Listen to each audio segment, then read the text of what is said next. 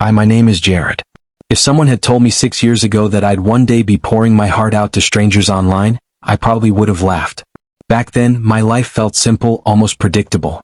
I was madly in love, married to the woman I believed I'd grow old with, and my biggest dilemma was deciding whether to make spaghetti or tacos for dinner. Life, however, has a peculiar way of flipping the script. Where it all began. Let's rewind to college, the place where I first met Evelyn, or Evie as she loved to call herself. It was during freshman orientation and she was impossible to miss. Tall, confident, with a smile that could light up an entire stadium, Evie had a way of making every head turn. While the rest of us stumbled through campus with crumpled schedules and nervous energy, she was already commanding attention like a natural-born leader. And me? I was the awkward guy trying not to spill coffee all over my welcome packet. Fate intervened at a campus coffee shop. She accidentally bumped into me while reaching for a napkin, a move she later admitted wasn't accidental at all. That chance meeting turned into a conversation about everything. Music, ambitions, and dreams. She shared her vision of becoming a fashion influencer, traveling the world and gracing magazine covers. It sounded like a far-fetched dream to me, but her passion was intoxicating. Before I knew it, we were inseparable. The fairy tale wedding. Fast forward a few years and we were standing at the altar. Our wedding was straight out of a Pinterest board. Twinkling fairy lights, mason jars adorned with handwritten name tags, and Evie radiating elegance in a lace gown that took my breath away. At that moment, I genuinely believed I'd hit the jackpot. I was marrying the love of my life, the woman who laughed at my bad jokes and made every moment feel magical. Little did I know, the dream would eventually turn into a nightmare. The rise of the influencer. The first few years of our marriage were blissful. Evie was relentless in chasing her dream of building an online presence. While I established myself as a software engineer, she spent hours meticulously planning photo shoots, editing content, and networking with other influencers. When her account started gaining traction, I was her biggest cheerleader. Watching her land her first major brand deal felt like winning the lottery. But here's what no one tells you about social media fame: it's a double-edged sword. As her follower count skyrocketed, so did her obsession with her online persona. Suddenly, everything was about the brand. Our date nights transformed into content creation sessions. Vacations became carefully curated photo shoots. Every sunset was a potential Instagram post, every cocktail an accessory for her aesthetic. The more I suggested we live in the moment, the more distant she became. I told myself it was just a phase. She was hustling, chasing her dreams. But deep down, I started noticing the cracks. The woman I fell in love with, the one who shared cheap ramen with me during finals and danced to silly songs in the kitchen, was slipping away. In her place was someone consumed by likes, comments, and followers. The gym and the fit queens. Things took a darker turn when Evie became obsessed with the gym. At first, I supported her, it seemed healthy and I admired her discipline. But the gym quickly evolved into a lifestyle I didn't recognize. She joined a group of equally obsessive friends who called themselves the Fit Queens. Young, single, and always looking for the next thrill, they pulled her into a whirlwind of protein shakes, weekend brunches, and late-night bar crawls. She'd come home reeking of tequila and perfume, laughing at inside jokes I wasn't a part of. "Just a girl's night," she'd say, brushing off my concerns. I wanted to believe her. I trusted her. But with each passing day, I felt her slipping further away. Living in two worlds. While Evie's world grew shinier and more extravagant, mine stayed grounded. I worked long hours at a job I loved, steadily climbing the career ladder and pulling in six figures. Stability was my thing. I prided myself on ensuring we'd never have to worry about bills or emergencies. Evie, on the other hand, lived for the next big flex. Designer handbags, luxury vacations, free PR packages, they became her currency, her measure of success. One night, after a grueling 12-hour workday, I came home to find our living room transformed into a chaotic photo studio. Tripods, ring lights, and discarded outfits cluttered every inch of space. It was like walking onto the set of a budget photo shoot. "Babe, can you help me with the lighting?" she called out, barely glancing at me. I bit my tongue and helped, but inside I was screaming. Couldn't we just have a normal dinner for once? That was the moment I realized we were living in two completely different worlds. Mine filled with deadlines and spreadsheets, hers consumed by hashtags and DMs. The phone call. The breaking point came late one night. I was in bed, scrolling through work emails, while Evie's voice carried from the living room. I wasn't trying to eavesdrop, but when I heard her say, "You're just so much fun to talk to," my stomach churned.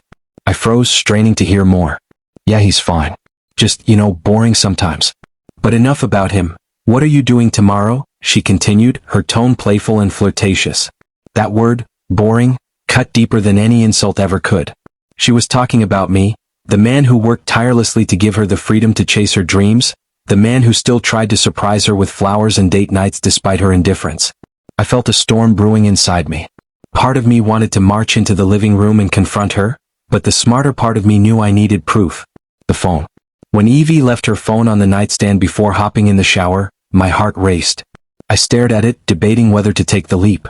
I wasn't proud of myself, but I needed answers. And so, trembling, I reached for her phone. What I found that night would shatter the foundation of everything we had built. I hoped it wasn't true, but my gut told me otherwise. Unlocking Evie's phone was easier than I imagined. She'd never been tech-savvy and her passcode hadn't changed in years. As the screen lit up, a pang of guilt stabbed at my conscience. This was her private world, a space I'd always respected. But that trust was a two-way street and she'd shattered it. I wasn't invading her privacy, I was uncovering the truth. I went straight to her messages. And there it was, glaring back at me like a punch to the stomach. A group chat titled Fit Queens Unite. My heart sank as I scrolled through the messages. They were graphic. Emojis littered conversations about late-night escapades and wild plans, but one message from Evie stopped me cold. Honestly, he has no idea. I'm too beautiful to be tied down like this. I deserve to have fun, and if that means a few harmless nights, so be it. My hands trembled as I continued reading. Jared's so boring sometimes. Like, I know he's a good guy, but I didn't sign up to waste my prime years being a housewife. I want excitement. Attention. I missed out on mine hoe phase, and it's time I fix that. Laughter emojis from her friends followed, paired with words of encouragement. One even wrote, "Girl, if he's boring, why not upgrade? You're a total catch." I felt a mix of boiling rage and crushing despair. It wasn't just about her betrayal. It was the way she spoke about me, like I was nothing more than a hurdle in her quest for excitement. The sacrifices I'd made, the late nights working to build a stable life for us, all dismissed as irrelevant. But it didn't end there. As I scrolled further, I found him. A conversation with someone named Ryan. Opening it felt like ripping off a band-aid only to discover a wound that was far deeper than I'd anticipated. Flirty texts. Inside jokes. Plans to meet up. And then pictures. Not explicit, but intimate enough to confirm that this was no casual friendship. My stomach churned as my hands began to shake. This wasn't just harmless fun. This was a full-blown betrayal. A slap in the face to everything I thought we had. That's when I heard her footsteps. I quickly locked the phone and placed it back on the nightstand, lying down and pretending to scroll through my own screen. She walked in, humming a tune as if nothing had happened, her face serene. "Good night," she said casually, flipping off her lamp and slipping into bed. I didn't respond. I couldn't. My mind was a whirlwind of anger, sadness, and disbelief. The next day. The following morning was surreal. Evie was her usual bubbly self, humming along to a pop song as she made her smoothie. She flashed me her radiant smile, the same one that once melted my heart. But now it only made my stomach churn. I spent the day at work going through the motions, replaying everything I'd read over and over in my mind. I knew I couldn't let this fester. Confrontation was inevitable, but it had to be on my terms. That evening, she came home later than usual, her cheeks flushed and her breath carrying the faint scent of tequila and her signature vanilla perfume. She laughed a little too loudly as she dropped her bag on the counter. "Fun night with the girls?" I asked, keeping my voice casual. "Oh, totally," she said, brushing her hair back. "Just hit a couple of bars. Nothing crazy." I nodded, biting my tongue to keep from saying what was really on my mind. I waited until she disappeared into the bathroom before glancing at her phone on the counter. It buzzed. A message lit up the screen. "Ryan, miss me yet?" My heart stopped for a moment, then something inside me snapped. Before I could stop myself, I grabbed her phone, opened the chat, and started typing. The confrontation. Me, "Hey Ryan. Just a heads up, I've been benching 250 at the gym and thinking of testing out your skull next." I paused, letting a smirk creep onto my face. This was oddly satisfying. Me, "Also, if you think sneaking around with someone else's wife makes you a man, you're in for a rude awakening. You're not a man, Ryan. You're a protein shake with legs." His reply came almost instantly. "Ryan, whoa, Evie?" Me, nope. Just her boring husband. The one paying the bills while you play Romeo at the squat rack. I was about to keep going when I heard the bathroom door creak open behind me. "What the hell are you doing?" Evie's voice was sharp, slicing through the air like a dagger. I turned to face her, phone in hand. She stood there, hair damp and clutching a towel, her face a mix of shock and fury. Well, I said, my voice calm but laced with venom. Care to explain why your gym buddy thinks it's okay to send you messages like this? Her face went pale. Give me my phone, Jared. Oh, I don't think so. I held it out of her reach. Ryan and I are having a lovely chat. Did you know he called you fire hot? Cute, right? She lunged for the phone but I stepped back, my voice rising. Don't even think about it, Evie. You don't get to play the victim here. How dare you go through my messages? She snapped, her voice shaking with anger. That's such an invasion of privacy. I let out a bitter laugh. Privacy? You're worried about privacy while you've been sneaking around behind my back? Spare me the lecture. Her jaw tightened and for a moment, it seemed like she'd argue. But then I held up the phone, scrolling through the chat. This one's my favorite, I said mockingly, reading aloud. Miss me yet? You looked so good in that black dress last night. She went silent, her face flushing crimson. Jared, please let me explain, she stammered, tears welling in her eyes. Explain what? I snapped. That you think you're too beautiful to be faithful? That I'm just a boring paycheck funding your influencer lifestyle? Her tears fell freely now, but I didn't care. You don't understand, she whispered. Oh, I understand perfectly, I shot back. You're selfish, Evie. You care more about likes and followers than the man who's been in your corner for 6 years. I tossed her phone onto the couch, my voice cold and final. Pack your things. You're leaving tonight? She sobbed, stepping closer. Jared, please. It was just a mistake. I'll fix it. But I was done. Too much damage had been done. I promise you, Evie, I said, my voice hard as steel. You don't get to fix this. You don't get to rewrite the rules just because you're sorry you got caught. We're done. Her tears fell freely, but they didn't move me. Without another word, I turned and walked into the bedroom. Grabbing her suitcase, I began packing her things with cold precision. She followed me, her sobs filling the air, pleading with me to stop. Jared, please, she begged, her voice breaking. Don't do this. I can make it right. But I didn't stop. I couldn't. She had already done enough damage. When I finished packing, I set the suitcase by the door and called her an Uber. As the minutes ticked by, her cries turned to silence, replaced by the sound of her shallow breathing. When the car arrived, I handed her the suitcase. You can stay at your mom's place, I said flatly, my tone devoid of emotion. I'll have the rest of your things sent over later. She stood in the doorway, her sobs echoing in the quiet of the house. Jared, I love you, she whispered, her voice trembling. I didn't respond. I just closed the door behind her. The aftermath. The night after Evie left was surreal. The house, once alive with her energy, felt eerily silent. There were no ring lights cluttering the living room, no impromptu TikTok dances in the kitchen. For the first time in years, I had the place to myself. But instead of feeling free, I felt hollow. Still, if there's one thing about me, it's that I don't crumble under pressure. Evie might have shattered my trust and stomped on my heart, but I still had my self-respect. And I was determined to fight for the life I had left. The next morning, I made 2 phone calls. One to a lawyer and one to my best friend, Adam. You did what? Adam choked out, nearly spilling his coffee when I told him the story. You kicked her out? Just like that? Damn right I did, I said, pacing my living room. What was I supposed to do? Sit here and pretend everything's fine while she's out there flirting with some gym clown? Adam let out a low whistle. Man, I knew she had an ego, but this is next level. Yeah, tell me about it, I muttered. The worst part? She's not even sorry for what she did. She's just sorry she got caught. Adam sighed. Well, if you need help moving her stuff out, let me know. Or if you want, I can slash Ryan's tires. For the first time in days, I laughed. I'll keep that in mind. The legal battle begins. The call with the lawyer wasn't as amusing. Divorcing someone like Evie wasn't going to be as simple as kicking her out. She had rights, and if I wasn't careful, she could go after a significant chunk of my savings. Do you have any documentation of her infidelity? The lawyer asked. Plenty, I replied, recalling the screenshots I'd taken. Text, group chats, you name it. Good, he said. That's going to help. But we need to be strategic. If she's as self-centered as you say, she'll likely try to paint herself as the victim. I groaned. Of course she will. She's already a pro at playing to an audience. Then don't let her get ahead of it, he advised. I'll start drafting the paperwork. In the meantime, keep your head down and don't engage with her, no matter what she says or does. Evie's meltdown. At first, Evie was apologetic. She called me incessantly, leaving tearful voicemails about how much she regretted everything and wanted to fix things. But when I didn't respond, her tone shifted. "You think you're so perfect, Jared," one voicemail began. "Newsflash, you're not. Maybe if you weren't so boring, I wouldn't have needed attention elsewhere."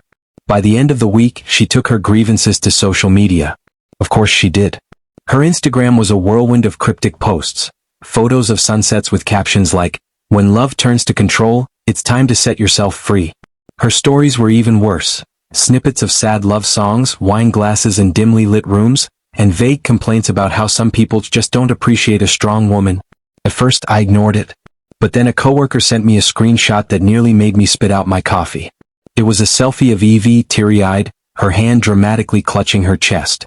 The caption read, "Betrayed. Abandoned. Left to rebuild. But a queen always rises. #independent woman, #new beginnings."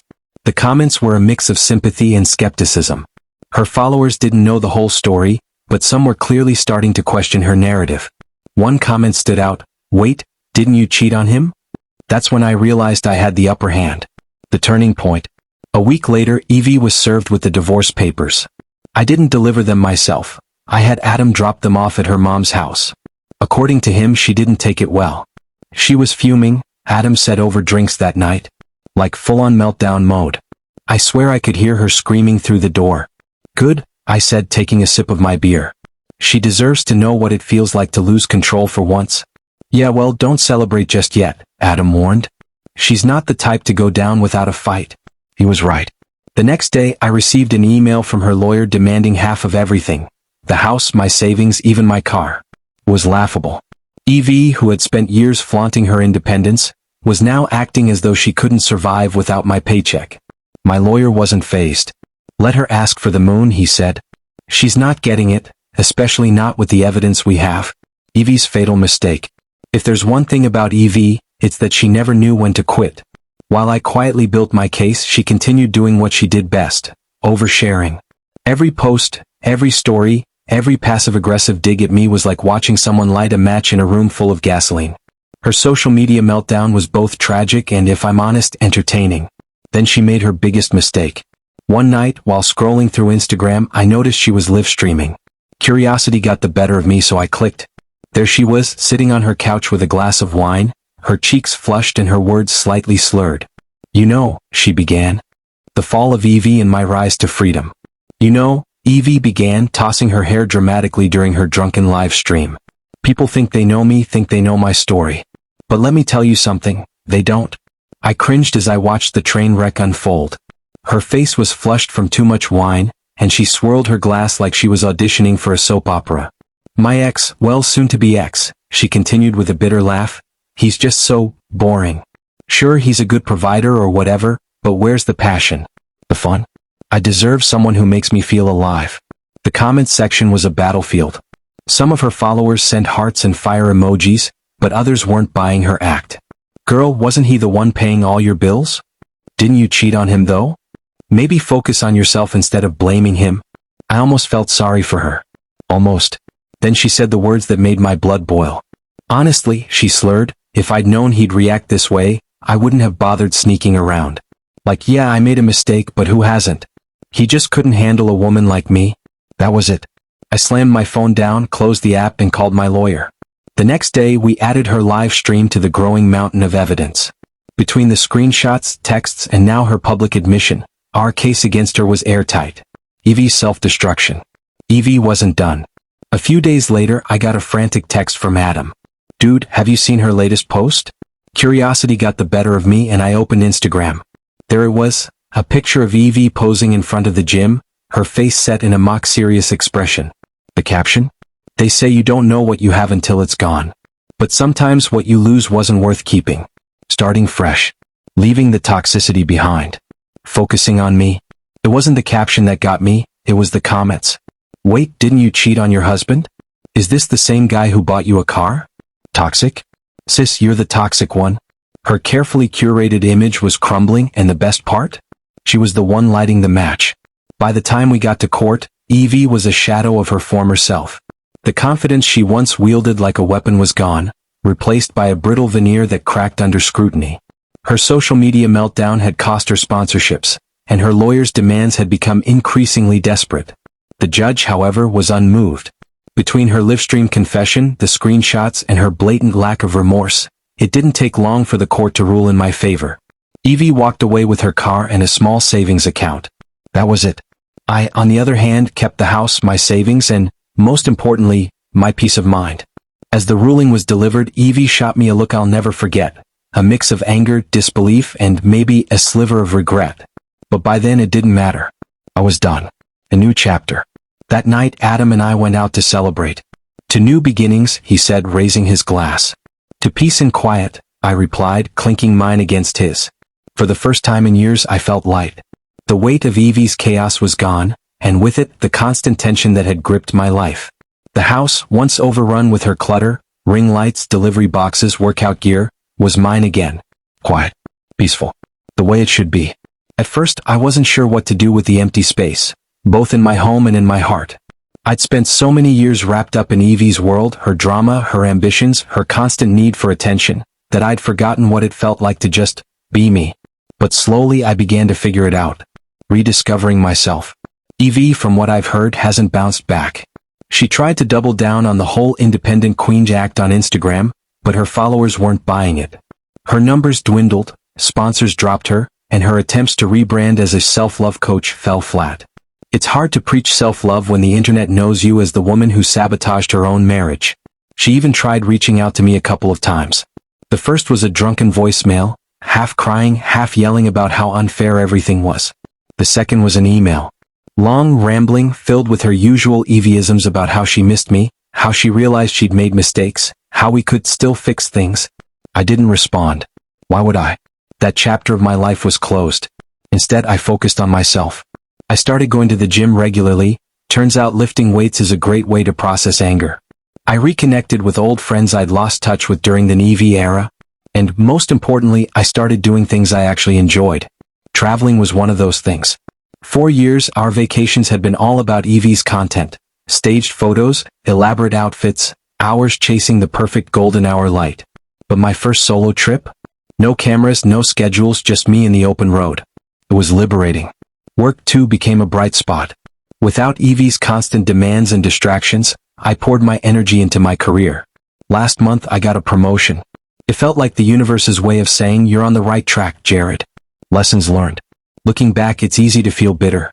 Evie took a lot from me, my trust, my stability, years I'll never get back. But holding on to anger only hurts you. So, instead of dwelling on the past, I've chosen to see it as a lesson. Red flags are there for a reason. I ignored so many early on. Her need for constant validation, her obsession with appearances, her dismissal of my feelings. Never again. Trust but verify. Trust is earned, not given freely. Put yourself first. You can't pour from an empty cup. Life goes on.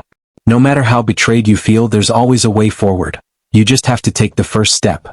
Sometimes, late at night, I wonder how things might have been different if Evie had just been honest. About herself, about her unhappiness. Maybe we could have worked it out. Or maybe not. Either way, it would have been better than the mess she created. But you know what? I'm grateful it happened the way it did. Because now I'm free. Free to live my life without her chaos. Free to rediscover who I am. And honestly, life's pretty damn good.